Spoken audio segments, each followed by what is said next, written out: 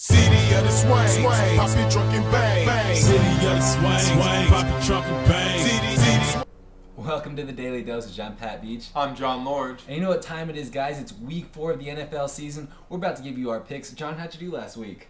I did all right. I went 12-4, but I did have the big pick. I did have the Detroit Lions beating the Washington Redskins. You heard it here first. We definitely did. This guy definitely called it on a Tuesday, in fact, because that's when we did the last show. I went a much more respectable 11-5, hoping to keep that streak a bit more alive this week. So, John, Detroit and Chicago, they're playing. Are you going to pick Detroit again? Like I said, I picked Detroit last week, and this week, I'm not picking Detroit. I'm going to go with Chicago at home. The Bears haven't looked great, but I don't think the Lions are able to put back-to-back wins after losing 19 in a row. Yeah, I'm definitely going with Chicago again there. What about the Seahawks in Indianapolis? Who's going to play in the next game? The Colts are really playing great football despite having some guys banged up and whatnot. They're not a perfect team by any means, but the Seahawks are far from perfect. They're going into Indianapolis. I like the Colts. I like the Colts as well. It'll be a tough start for those Seahawks fans. The Seahawks are going to be looking at a 1-3 record to start the season. Now, this is probably one of the bigger games of the week up next, Baltimore and New England. Who are you picking here? No team is looking better in the NFL than the Baltimore Ravens, and for the first time in franchise history, they have an offense that is playing as good as their D. The Pats, on the other hand, are riddled with question marks. Wes Welker thinks he can play, but by the time he and Tom Brady get in rhythm, it may be too late for the Pats. Yeah, I think I got to take New England also, man. Tom Brady's going to start looking a bit better, and hopefully they get Wes Welker onto the field. So what about Tampa Bay and Washington? Tampa Bay is looking bad this year. Tampa Bay is very bad. The Redskins did just lose to the Detroit Lions. But, that being said, I'm going to go with Washington. It's a home game for the Redskins. If Clinton Portis can get on the field, he's been a little bit banged up. I think he'll be able to just shove it down their throat.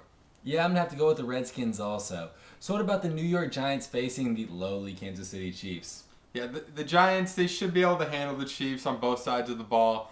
Kansas City, they're just not able to put a complete game together right now. Easy win for the Giants. Yeah, I'm going to have to agree there. What about Tennessee and Jacksonville? That's kind of like a division rivalry right there. The Titans' 3 losses matches their regular season total from last year.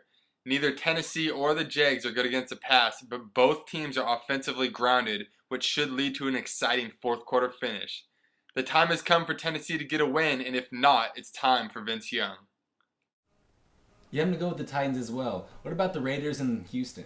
I was kind of sipping the Raiders Kool-Aid earlier in the year. I thought that maybe they had turned things around, but I just don't think they're there. Houston has a lot of firepower. I'm going to go with the Texans at home. I'm going to go with the Texans also. We seem to be agreeing a bit this week. Maybe these games are a bit easier to pick. Who knows? What about Cincinnati and Cleveland?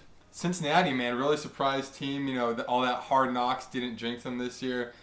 Cleveland looking miserable. The coach and players are not meshing there. I'm thinking the Bengals. I know you love the Bengals. Yeah, I'm going to have to pick the Bengals as well. I mean, it's just tough to pick a team like the Browns who don't even know who's going to play quarterback week in and week out. So what about another big game of the week? The New York Jets are playing the New Orleans Saints. The Saints and Jets' contradicting styles will clash in a battle of the unbeatens. Mark Sanchez's risky plays have paid off so far, but it's only a matter of time until the rookie has a backfire. Drew Brees has enough weapons around him to deflect the Jets' pressure, and I expect the hometown crowd to give New Orleans the winning edge. I don't know, John. I think I'm going to have to go with the Jets in that game. What about Miami and Buffalo, division rivalry? Yeah, it should be a good game here. Buffalo's done a good job of shutting down the passing game, and with Chad Henne stepping in there for the injured Chad Pennington, it should be a little bit difficult for his first start, but the Dolphins run the ball really well. Buffalo's not great at stopping the run, and so I'm going to go with Miami. Yeah, I'm going to take Miami as well. Any team that has 2 Chads at quarterback, hopefully that leads them to at least 1 win this season. What about Dallas and Denver? Dallas finally got on the right track last week, or it kind of seemed like it. They did, and to me, the NFC East is up here, and the AFC West is down here. Even a 3-0 team in the AFC West, I'm not going to take them. Denver might win that division, but they're not going to win this football game. Yeah, I definitely agree. I'm going to have to go with Dallas as well. What about San Diego and Pittsburgh? Pittsburgh's been pretty disappointing so far this season. After suffering 2 heart-wrenching losses, the Steelers sit at a very good 1-2. This will be the first game San Diego plays outside the state of California, and the chance of rain looks to favor the Steelers. Pittsburgh will turn their 7-game home win streak into 8 against a banged-up Chargers squad. Yeah, I'm going to go with the Steelers also in that game. Up next, we have St. Louis and San Francisco. And the big question in this game maybe is St. Louis going to win a game the entire season? I think they'll be able to get a win, but I see it coming at home. San Francisco is going to be banged up without Gore. Coffey could have a surprise 100-yard game, though, so I'm going to go with the San Francisco 49ers. Very strong defensive team. Yeah, I'm going to go with San Francisco 49ers as well. I mean, if you've ever watched St. Louis on TV yet this season, they are atrocious. No offense to all the Rams fans out there. What about the big game of the week that's going to get tons of press once, later on the week, Saturday and Sunday comes around? Green Bay Packers, Minnesota Vikings, Brett Favre playing his former team. What's going to happen? In Brett Favre's first meeting with Green Bay since being a Packer, he needs to remain composed like he did in last week's last-second finish in order to avoid turnovers and keep the Vikings in a position to dictate the pace of the game. The Packers will come out attacking through the air, but the Vikings will show why they are the kings of the NFC North. Yeah, I'm going to go with the Vikings also. Do you have any closing comments? I want you guys to let us know how many undefeated teams we'll have after week 4.